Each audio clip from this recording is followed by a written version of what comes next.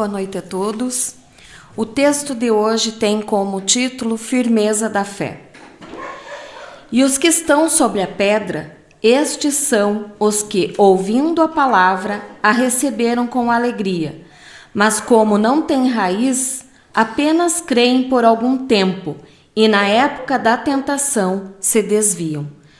Palavras de Jesus, anotado pelo evangelista Lucas no capítulo 8, versículo 13. A palavra pedra, entre nós, costuma simbolizar rigidez e impedimento. No entanto, convém não esquecer que Jesus, de vez em quando, a ela recorria para significar a firmeza. Pedro foi chamado pelo Mestre, certa vez, de a rocha viva da fé. O Evangelho de Lucas fala-nos daqueles que estão sobre a pedra, os que receberão a palavra com alegria, mas que, por ausência de raiz, caem fatalmente na época das tentações. Não são pouco os que estranham essa promessa de tentações, que, aliás, devem ser consideradas como experiências imprescindíveis. Na organização doméstica, os pais cuidarão excessivamente dos filhos, em pequeninos, mas a demasia de ternura é imprópria no tempo em que necessitam demonstrar o esforço de si mesmos. O chefe de serviço ensinará os auxiliares novos com paciência e depois exigirá, com justiça, expressões de trabalho próprio. Reconhecemos assim, pelo apontamento de Lucas, que nas experiências religiosas não é aconselhável repousar alguém sobre a firmeza espiritual dos outros. Enquanto o imprevidente descansa em bases estranhas, provavelmente estará tranquilo. Mas, se não possui raízes de segurança em si mesmo, desviar-se-á nas épocas difíceis com a finalidade de procurar alicerces alheios. Tudo convida o homem ao trabalho de seu aperfeiçoamento e iluminação. Respeitemos a firmeza de fé onde ela existir, mas não olvidemos a identificação da nossa para a vitória estável. Palavras psicografadas por Francisco Cândido Xavier no livro Caminho, Verdade e Vida, ditado pelo Espírito Emmanuel. Hoje nós vamos falar de um tema do capítulo 25 do Evangelho segundo o Espiritismo, Buscai e achareis. Mas nós vamos trabalhar com o tema Tesouros da terra e do céu. São 3 citações que está no Novo Testamento. O primeiro ensinamento, Jesus transmitiu e Mateus colocou no capítulo 6, nos versículos 19 a 21. Diz assim, o primeiro ensinamento: não ajunteis tesouros na terra, onde a traça e a ferrugem tudo consomem, e onde os ladrões minam e roubam, mas ajuntai tesouros no céu, onde nem a traça nem a ferrugem consomem, e onde os ladrões não minam nem roubam, porque onde estiver o vosso tesouro, aí estará também o vosso coração. A vida moderna é bem diferente daquela que nós tínhamos há décadas. Hoje, nas grandes cidades, o homem é obrigado a desdobrar-se para cumprir com as suas obrigações materiais e sobreviver. Embora haja grande progresso tecnológico por toda parte, a moral parece regredir. O materialismo ainda domina a vida no planeta. A Revolução Industrial trouxe o consumismo e acabou ditando a vida e suas necessidades. As pessoas que não possuem uma orientação religiosa sadia acabam se perdendo neste mundo de corre e atividades, né? O consumismo e a falta de perspectiva para o futuro são causadores de muitos males psicológicos. Nós somos quase que obrigados a viver da matéria e para ela. O Evangelho de Jesus, no inesquecível Sermão da Montanha, aliás, o Dr. Ronei tem nos trazido os ensinamentos do Sermão do Monte com muita propriedade. Então, o Sermão da Montanha nos oferece uma preciosa lição de alerta, que nos cuidemos para que nossas atenções não se voltem exclusivamente para os interesses materiais. Não ajunteis tesouros na terra, dizia o Mestre, pois nela as traças consomem, a ferrugem destrói e os ladrões roubam. Os bens terrenos nós sabemos que são transitórios. Ajuntai bens celestiais, continua Jesus. As riquezas espirituais, essas sim são eternas. Mas e o que são essas riquezas? Nós já paramos para pensar? Quais as riquezas que levaremos para o mundo espiritual? São as virtudes, o bem que se faz, a amizade que se tem, a sabedoria que se pode adquirir e o serviço que você faz ao próximo. Nós levamos daqui, então, esse tipo de riqueza. E onde estivermos, certamente elas estarão conosco. Nós falamos de sabedoria. É preciso, sim, realmente ter a sabedoria. Não vamos confundir inteligência com sabedoria, que tem muita gente inteligente fazendo tanta maldade, né? A sabedoria às vezes está naquela pessoa bem mais simples, mas que tem tanto amor no coração. No segundo ensinamento de hoje, diz assim: porque os que são segundo a carne inclinam-se para as coisas da carne, mas os que são segundo o Espírito para as coisas do Espírito. Porque a inclinação da carne é morte, mas a inclinação do Espírito é vida e paz.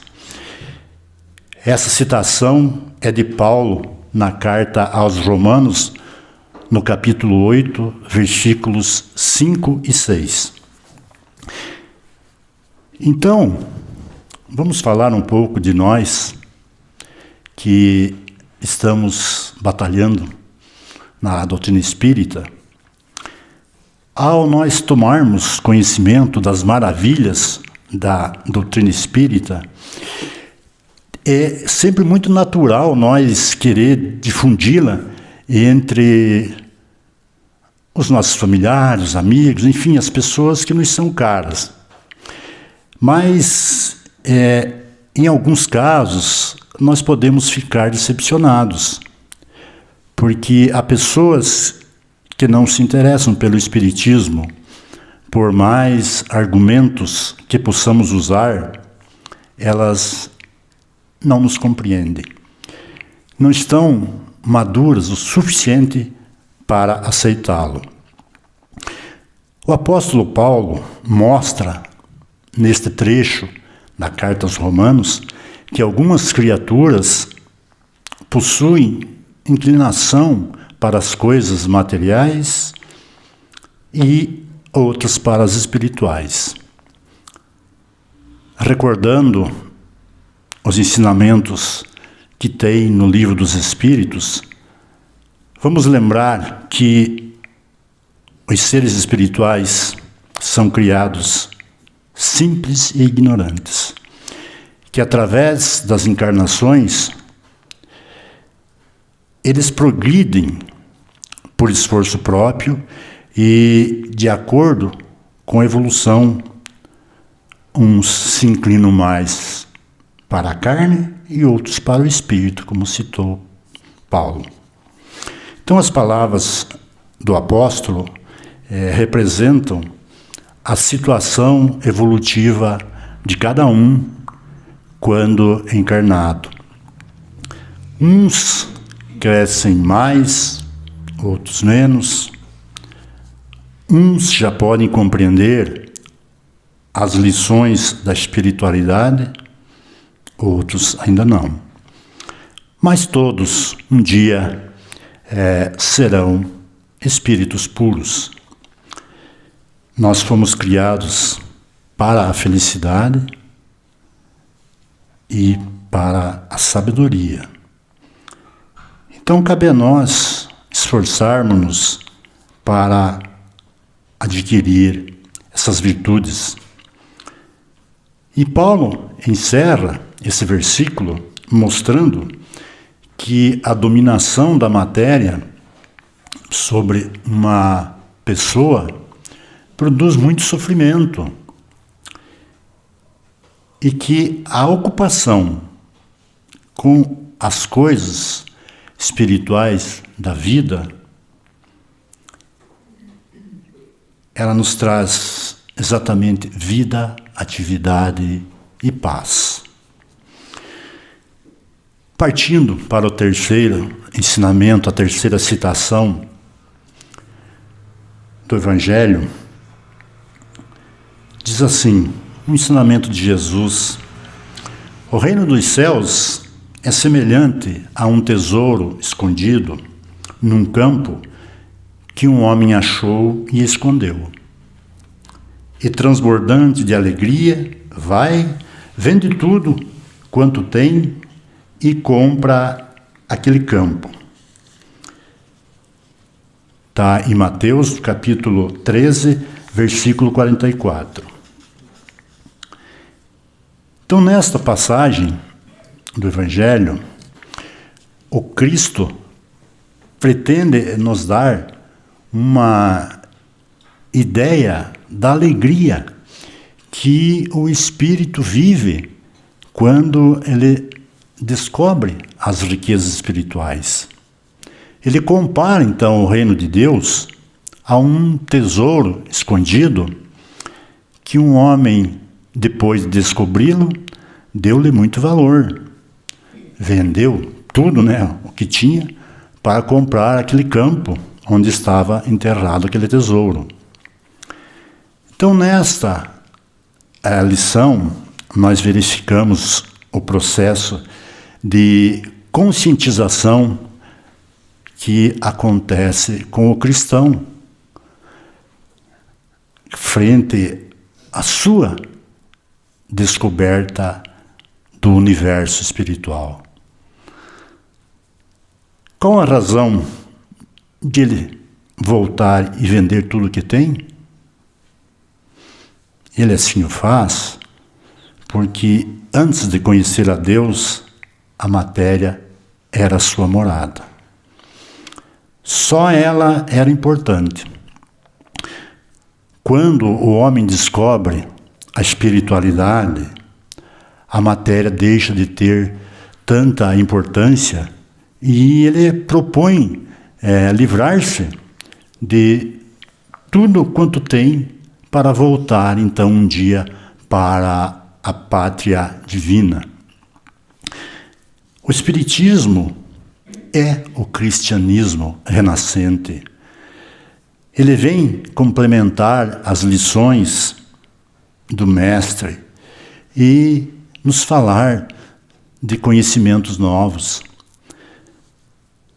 O Espiritismo não vem destruir as leis ou tirar o homem das suas obrigações materiais quanto à edificação da sociedade, mas vem alertá-lo de que a vida não se resume só em trabalhar e divertir-se. A doutrina espírita mostra que há deveres que precisam ser cumpridos e estudos que devem ser empreendidos para a definitiva libertação. Então, vamos trabalhar para conquistarmos o direito a este tesouro eterno de muita felicidade. Eu achei um trechinho no livro Centelha Divina que diz: buscai primeiro o reino de Deus. Vamos ver o que diz aqui. O contato com o Pai Celestial, através do cultivo do amor verdadeiro, é a essência da vida. Fé e amor a Deus, associados, conduzem-nos à confiança e à entrega, que nos permitem colocar nossa vida sob a orientação e proteção divina. O cotidiano nos sufoca e não nos sobra um instante sequer para ouvirmos a inspiração do alto. Precisamos estar voltados para as coisas de Deus em tempo integral. Há necessidades na Terra? É claro que há, e precisamos atendê-las. Porém, é possível, mesmo na atenção às coisas terrenas, exercermos o amor e os ensinamentos do Cristo.